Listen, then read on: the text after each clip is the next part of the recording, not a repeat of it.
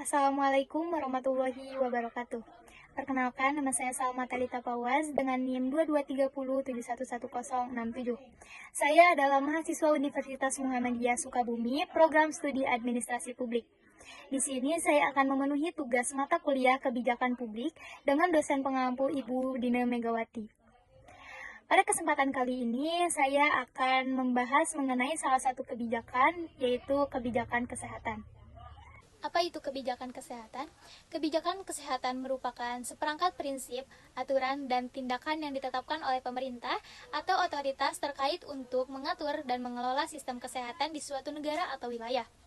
Kebijakan kesehatan yang komprehensif bertujuan untuk meningkatkan status kesehatan masyarakat, menjamin akses yang adil terhadap pelayanan kesehatan, serta mendorong efisiensi dan efektivitas sistem kesehatan secara keseluruhan. Salah satu kebijakan kesehatan yang ada di Indonesia yaitu Kartu Indonesia Sehat.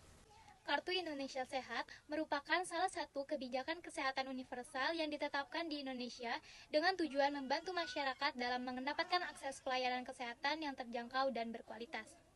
Dalam kebijakan Kartu Indonesia Sehat ini, masyarakat dapat mengakses pelayanan kesehatan di berbagai fasilitas kesehatan yang telah bekerja sama dengan program ini, seperti rumah sakit dan puskesmas. Melalui Kartu Indonesia Sehat ini, diharapkan masyarakat dapat memperoleh pelayanan kesehatan yang terjangkau secara finansial dan berkualitas. Program ini diluncurkan pada tahun 2014 dengan tujuan memberikan perlindungan kesehatan kepada penduduk Indonesia, terutama yang berada di dalam kategori masyarakat miskin dan rentan. Dengan adanya kebijakan ini juga diharapkan dapat mengurangi beban kesehatan bagi masyarakat sehingga mereka mendapatkan atau menerima perawatan medis yang dibutuhkan tanpa harus khawatir tentang keterbatasan finansial mereka. Data kesehatan KIS ini dikelola dan disimpan dalam berbasis data yang terpusat oleh BPJS Kesehatan. Dengan kebijakan ini diterapkan oleh pemerintah Indonesia dengan bantuan organisasi dan kesehatan swasta. Adapun cakupan kebijakan Kartu Indonesia Sehat. Kartu Indonesia Sehat ini mencakup layanan kesehatan primer, sekunder, dan tersier. Ini mencakup berbagai jenis layanan kesehatan termasuk pemeriksaan kesehatan, perawatan rawat jalan, rawat inap, persalinan, pelayanan kesehatan anak, dan pelayanan kesehatan jiwa. Kebijakan ini juga memberi perlindungan terhadap biaya obat-obatan yang diperlukan dalam pengobatan. Ini bertujuan untuk memberikan akses kesehatan yang merata tanpa memandang status pekerjaan atau sosial ekonomi. Adapun kebijakan kesehatan di negara lain yaitu kebijakan asuransi kesehatan di Jerman. Kebijakan asuransi kesehatan universal di Jerman adalah salah satu contoh kebijakan serupa dengan Kartu Indonesia Sehat. Sistem asuransi kesehatan di Jerman didasarkan pada prinsip solidaritas, di mana setiap warga negara yang bekerja harus memiliki asuransi kesehatan. Kebijakan ini menyediakan akses pelayanan kesehatan yang komprehensif dan berkualitas bagi seluruh penduduk Jerman. Selanjutnya ada perbandingan antara kebijakan Kartu Indonesia Sehat dan kebijakan di negara lain. Kartu Indonesia Sehat mencakup seluruh penduduk Indonesia, sedangkan kebijakan asuransi kesehatan universal di Jerman mencakup seluruh warga negara yang bekerja. Kartu Indonesia Sehat didanai oleh pemerintah melalui dana APBN dan iuran peserta program. Sedangkan kebijakan asuransi kesehatan universal di Jerman didanai oleh iuran yang dibayarkan oleh pekerja dan perusahaan, serta subsidi dari pemerintah. Kartu Indonesia Sehat diimplementasikan melalui Badan Pengelolaan Jaminan Sosial atau BPJS Kesehatan.